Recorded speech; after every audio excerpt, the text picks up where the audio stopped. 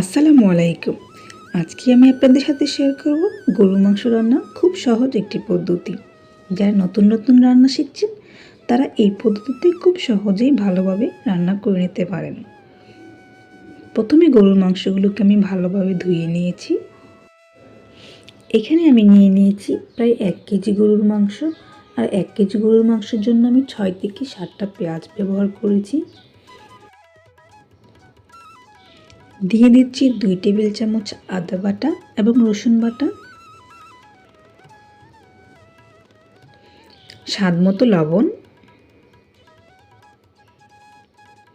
2 চা চামচ মরিচের গুঁড়া, হাফ চা চামচ হলুদের গুঁড়া, 2 চামচ ধনিয়ার গুঁড়া এবং 1 চা চামচ জিরার গুঁড়া এবং পরিমাণ মতো তেল।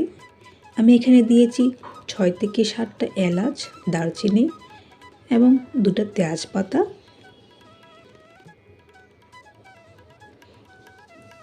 এখন এই সবগুলোকে আমি একটু ভালোভাবে মাখিয়ে নিচ্ছি।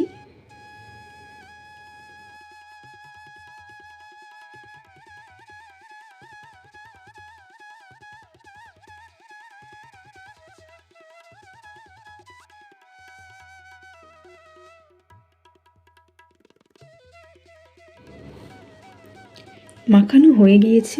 এখন এর মধ্যে আমি দিয়ে দিচ্ছি পরিমাণ মতো পানি।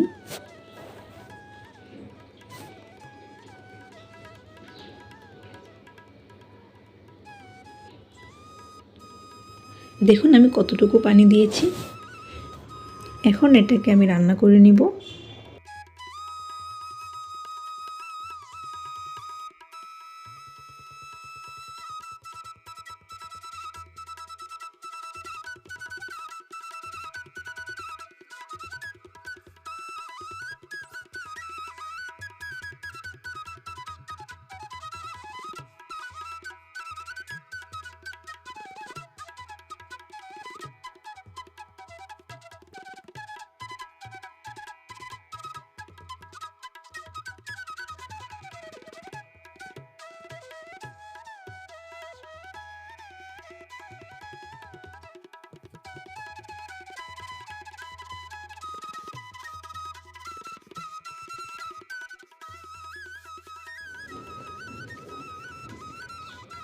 এখন দিয়ে দিচ্ছি এর মধ্যে গোলমরিচ,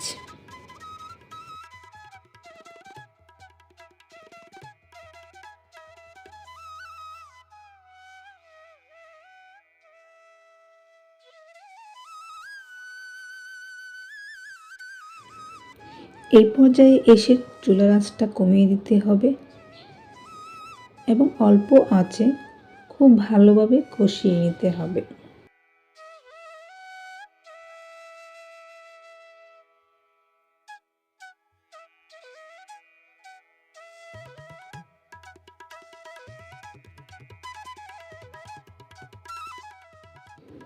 কষানো হয়ে গেলে এর মধ্যে আমি কেটে রাখা আলু আর পরিমাণ মতো পানি দিয়ে দিচ্ছি। যেহেতু আমি এখানে ঝোল রাখবো তাই পানির পরিমাণটা একটু বাড়িয়ে দিয়েছি। 5 মিনিট রান্না করার পর চুলার আঁচটা একদম কমিয়ে দিতে হবে।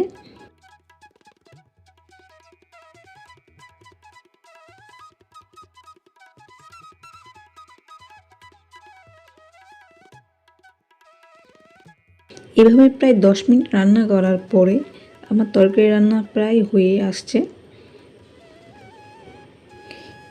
এই পর্যায়ে এখানে আমি 1 চা চামচ পাঁচফোড়নের গুঁড়া দিয়ে দিচ্ছি।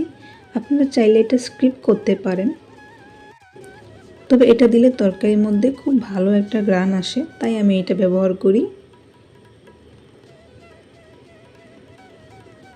পাঁচফোড়ন দেওয়ার পরে আমি আরও 10 মিনিট রান্না করে নিয়েছিলাম একদম অল্প আঁচে রেখে।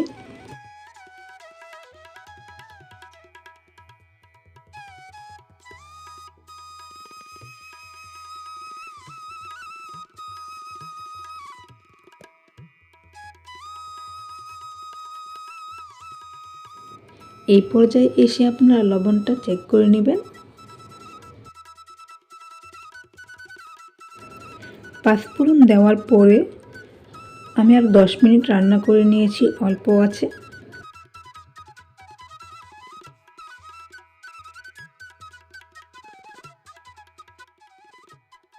দেখুন আমার তরকারি রান্না হয়ে গিয়েছে।